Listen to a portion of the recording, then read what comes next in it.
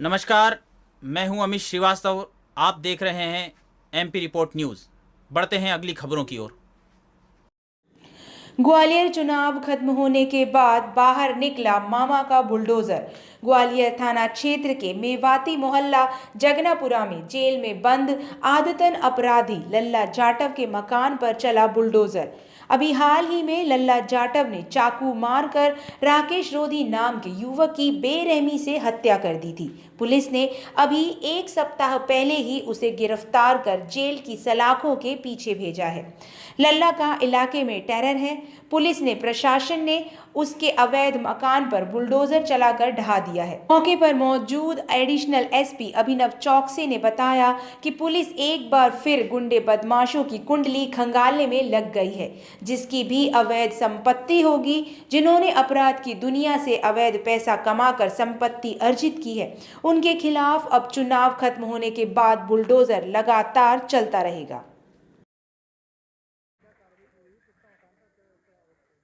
एक जिस व्यक्ति का मकान था, इस व्यक्ति ने एक 302 की गंभीर अपराध किया। ये बड़ा ही सनसनीखेज अपराध था। इस अपराध में एक युवक की मृत्यु कर दी गई छुरा घोंपकर। इसमें जब पाया गया, इसके कई सारे अपराध थे। मुरार थाने में अभी तक जो पाया गया है 3 अपराध थे। इसके बाद इस आरोपी की तलाश की गई और आरोपी गिरफ्तार किया गया। उसकी जो संपत्ति थी उसका पता जब शासन के द्वारा पता लगाया गया तो यह मकान अवैध था। इस प्रकार शासन के द्वारा ये कार्रवाई की जा रही है।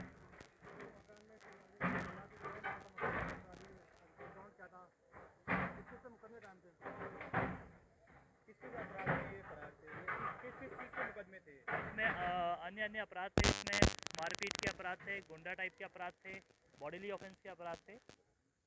इसमें जो अन्य आरोपी हैं उन पे चोरी के भी अपराध हैं।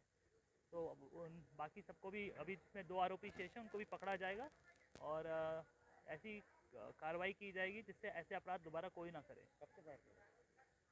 जब से घटना दिनांक हुई है तभी से फरार चल रहे हैं। उनकी अभी टीम्स उनका लगी हुई है, साइबर के माध्यम से भी उन्हें ढूंढा जा रहा है। ग्वालियर के बहोड़ापुर थाना क्षेत्र के अंतर्गत किले के ऊपर एक युवती के साथ बलात्कार करने का मामला सामने आया है। आरोपी युवक युवती का दोस्त है और लंबे समय से शादी का झांसा देकर उसका शारीरिक शोषण कर रहा था। फिलहाल बीते रोज युवती ने पुलिस से शिकायत की है, जिसके बाद आरोपी युवक पर मामला दर्ज कर उसकी तलाश शुरू कर दी गई है। जानकारी के मुताबिक पीड़ित युवती और भिंड जिले का रहने वाला आरोपी आफताब अहमद कुछ समय पहले मिले थे और दोनों में दोस्ती हो गई, जिसके बाद प्रेम हो गया। आरोपी युवक ने युवती से शादी का वादा कर उसे अपने झांसे में लेकर कई बार शारीरिक संबंध बनाए। इस बीच आरोपी युवक पीड़ित युवती को किले पर ले गया और शादी का झांसा देकर उसके साथ बलात्कार किया और बाद में शादी करने से मुकर गया, जिस पर युवती ने बहोड़ापुर थाना पुलिस से शिकायत की है और पुलिस ने आरोपी युवक पर मामला दर्ज कर लिया है और उसकी तलाश शुरू कर दी है। दुष्कर्म का मामला है, इसमें किले पर किया गया है। महिला द्वारा यह सूचना प्राप्त हुई थी और इस आवेदन की जैसे ही प्राप्त हुआ, इस पे जांच की गई तो पाया गया कि यह महिला को शादी का वो देके, झांसा देके इसके साथ गलत कार्य हुआ है और दुष्कर्म हुआ है और इसका घटनास्थल किला था। तो यह इस सूचना पर एफआईआर दर्ज कर ली गई है। आरोपी की तलाश जारी है और जल्द ही उसको गिरफ्तार कर लिया जाएगा। ये लोग कहाँ के रहने वाले हैं? जो महिला है वह बहोड़ापुर थाना क्षेत्र की रहने वाली है और जो आरोपी है वो भिंड जिले का रहने वाला है।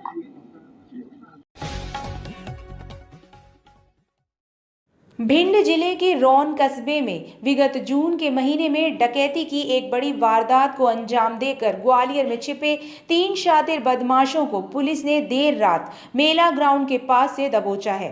पकड़े गए आरोपियों से पुलिस ने एक देसी कट्टा, पिस्टल, जिंदा राउंड और मोटरसाइकिल बरामद की है।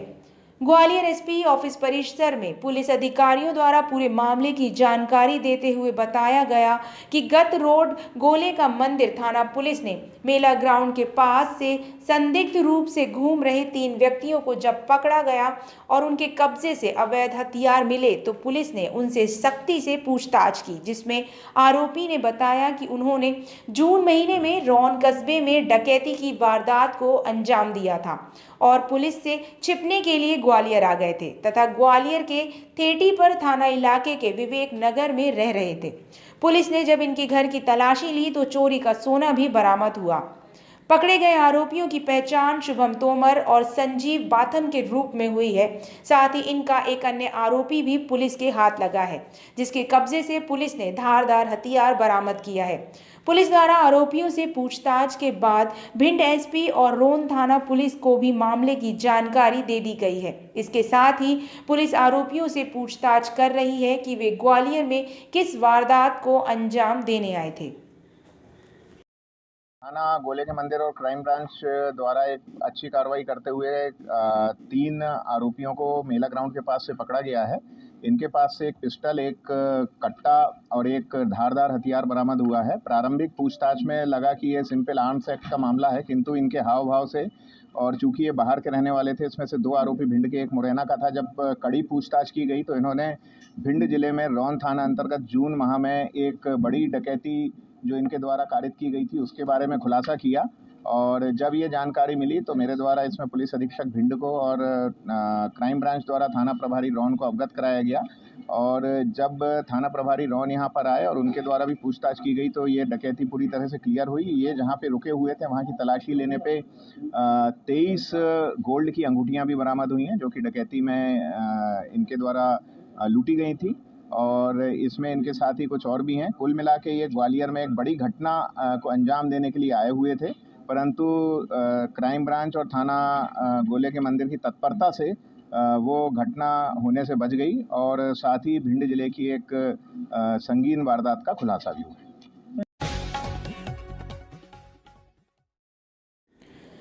विज्ञान से सांसारिक वस्तुओं का आविष्कार किया जाता है, ऐसे ही आध्यात्म की खोज है मैं कौन हूँ, स्वामी परमानंद जी महाराज। ग्वालियर 19 जुलाई 2022 अखंड परम धाम आश्रम में आज अनंत विभूषित महामंडलेश्वर स्वामी परमानंद गिरी जी के ग्वालियर आगमन पर उनके शिष्यों द्वारा आश्रम में गुरु पदुका पूजन महोत्सव बहुत धूमधाम से मनाया।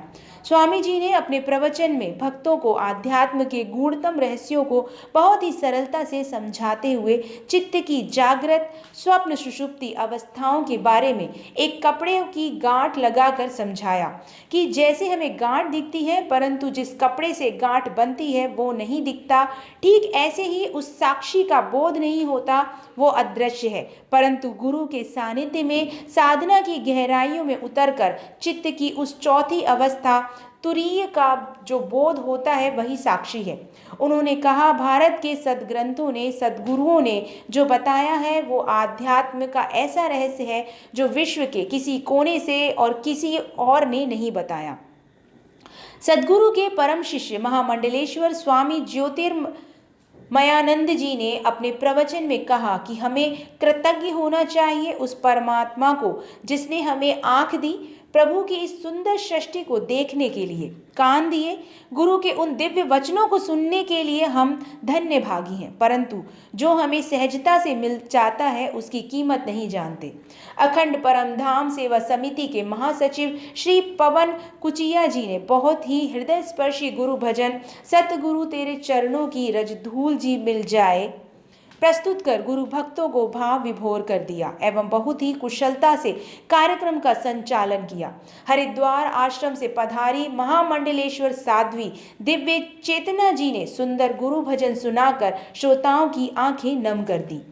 सतगुरु का आशीर्वाद लेने वालों में व्यवस्थापक स्वामी लक्ष्मणानंद जी, पूर्व मंत्री श्री नारायण सिंह कुशवाहा, संरक्षक मनोहर रोहिरा, शिवलाल गांधी, अध्यक्ष धर्मवीर भिलवार, कोषाध्यक्ष हरि सिंह, समिति कल्याणकारिणी सदस्य रमेश चंद्र राय, वीरेंद्र सिंह राय, सिंह कुशवाहा, हरीश मतानी, दीपक कुकरेजा, दिनेश बखरू, मीडिया प्रभारी चंद्र प्रकाश उपाध्याय, मनोज उपाध्याय, रेखा कुचिया, समर्थ भाई, रामकिशोर शर्मा, देवेंद्र सिंह, पार्षद पी शर्मा जी, संत अनिल जी सहित भिंड, मुरैना, ग्वालियर के सैकड़ों शिष्यों ने सद्गुरु से आशीर्वाद लिया।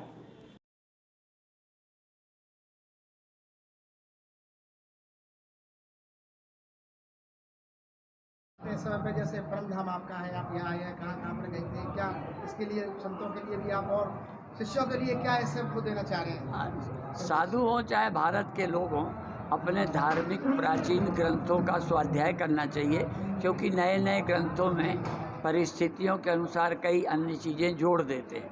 प्राचीन ग्रंथों कई बार तो ग्रंथों में भी लोग राजा जो हुए बीच में ऐसी चीज़ें लिखा दी जो अपने लाभ के लिए थी। इसलिए प्राचीन ग्रंथों का सम्मान होना चाहिए, क्योंकि वो बहुत त्रिकालज्ञ थे और वो समाधिस्थ लोग थे।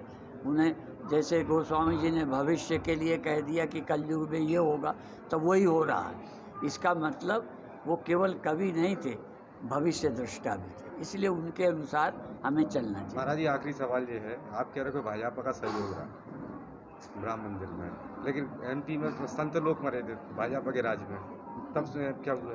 संत मरे थे, हमें याद दिलाओ, हम भूल जाते हैं। 1992 में। हाँ, राम मंदिर राम भाजपा सरकार मध्य प्रदेश में बीजेपी गवर्नमेंट। हाँ, और हमें पता नहीं है, सही पता। धन्यवाद। महाराज जी, आज प्रेस वार्ता आपने क्यों बुलाई? मुझे तो पता भी नहीं था कि बुलाई गई है, आने के बाद पता चला कि आए हैं। अच्छा, अच्छा, ये जैसे कि केंद्र सरकार जो है